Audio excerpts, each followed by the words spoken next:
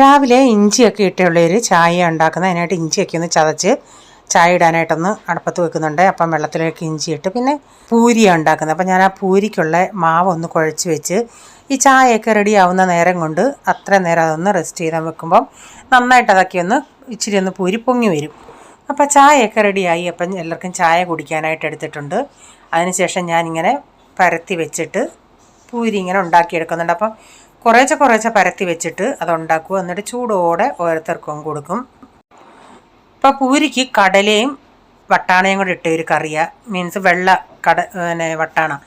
അപ്പോൾ അതൊക്കെ ഒന്ന് എല്ലാവർക്കും കൊടുത്തതിന് ശേഷം പിന്നെ കൊച്ചാക്ക് ടിഫിൻ കൊണ്ടുപോകാനായിട്ട് അവന് പൂരി വേണ്ടാന്ന് പറഞ്ഞു. അപ്പോൾ അവന് ഒരു പ്രാവശ്യം ഞാൻ ഈ അവൽ ഇങ്ങനെ നനച്ച് കഴിച്ചോണ്ടെങ്കിൽ അവന് ഇഷ്ടമാണെന്ന് പറഞ്ഞു. അവൻ ഒത്തിരി കഴിഞ്ഞിട്ടാണ് വന്ന് ബ്രേക്ക്ഫാസ്റ്റും കഴിച്ചത്, വേണ്ടാന്ന് പറഞ്ഞിട്ട്.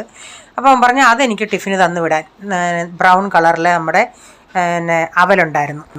അതിലിച്ചിരി ഏലക്കയൊക്കെ ഞാനൊന്ന് ചതച്ച് പൊടിച്ച് അതിൻ്റെ അരി ഇട്ടിട്ട് തേങ്ങയൊക്കെ ഇട്ട് ഞെവിടി, എനിക്കാണെങ്കിൽ ഇതിൻ്റെ അകത്ത് പഴം കൂടെ ഞെവിടി കഴിക്കാൻ ഇഷ്ടമാണ്.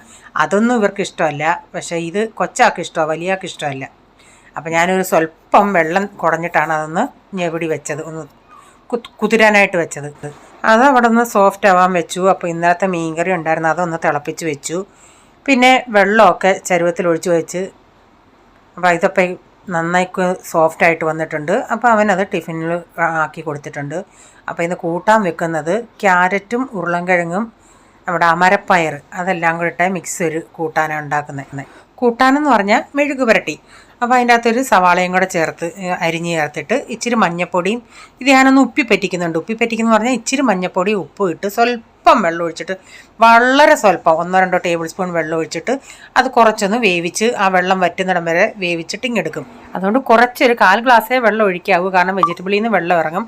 എന്നിട്ട് ഇങ്ങനെ ഒരു പാൻ വെച്ചിട്ട് ഇത്തിരി വെളിച്ചെണ്ണ ഒഴിച്ചിട്ട് മുളക് പൊടി ഇട്ട് ഇത് അതിൻ്റെ അകത്ത് ഇട്ടിട്ട് കുറേ നേരം അത് ഒന്ന് വഴന്ന് നന്നായിട്ട് മുരിഞ്ഞ് വരുന്നിടം വരെ ഒന്ന് അടപ്പത്തിട്ട് ഇങ്ങനെ ചെറിയ തീയിലെടുക്കും. പിന്നെ അതിൻ്റെ ഇടയ്ക്ക് ഒരു മോരുകറി ഉണ്ടാക്കിയായിരുന്നു. അപ്പോഴത്തേക്കും നമ്മുടെ മെഴുക്ക് പുരട്ടിയൊക്കെ നല്ല അടിപൊളി സെറ്റിലായിട്ട് വന്നിട്ടുണ്ട്. സൂപ്പർ ടേസ്റ്റാണ് ചോറിൻ്റെ കൂടെ കഴിക്കാനും. അപ്പോൾ തോരൻ വെക്കാനായിട്ട് പയറിൻ്റെ അകത്ത് ഞാൻ സവാളയും തേങ്ങയും മഞ്ഞപ്പൊടിയും കറിവേപ്പിലയും ഉപ്പും എല്ലാം ഇട്ട് കൈ കൊണ്ട് നന്നായി ഞെവിടിയിട്ട് ചീനച്ചട്ടി വെച്ച് വെളിച്ചെണ്ണ ഒഴിച്ച് കടുകിട്ടിട്ട് അതിട്ട് കൊടുത്ത് ആദ്യം കുറേ നല്ല ഹൈ ഫ്ലെയിമിലൊന്ന് കുറച്ച് നേരം ഇളക്കിയിട്ട് പിന്നെ ചെറിയ തീയിലവിടെ അടച്ചിട്ട് കൊടുത്തിട്ടുണ്ട്. നമ്മുടെ തോരനിവിടെ റെഡി ആയിട്ടുണ്ട്. പിന്നെ മീൻ മസാല പുരട്ടി വെച്ചിട്ടുണ്ടായിരുന്നു, അതൊന്ന് വറുത്തെടുക്കണം. അപ്പോൾ തലയോടുകൂടിയാണ് ഞാൻ വറുക്കുന്നത്. വറുത്ത് കഴിഞ്ഞ് അവർക്ക് കൊടുക്കാൻ നേരം ആ തലവശം ഇങ്ങ് ഒടിച്ച് ഞാനെടുക്കും. അപ്പോൾ ഈ വീഡിയോയുടെ ഫുള്ളായിട്ടുള്ള വീഡിയോ ആർക്കെങ്കിലും കാണാൻ താല്പര്യം ഉണ്ടെങ്കിൽ ഞാൻ ബിജീസ് കിച്ചൻ ചാനൽ വ്ലോഗിൽ ഇട്ടിട്ടുണ്ട്. അപ്പോൾ ഈ വീഡിയോയിലെ വിശേഷങ്ങൾ ഇതൊക്കെയായിരുന്നേ.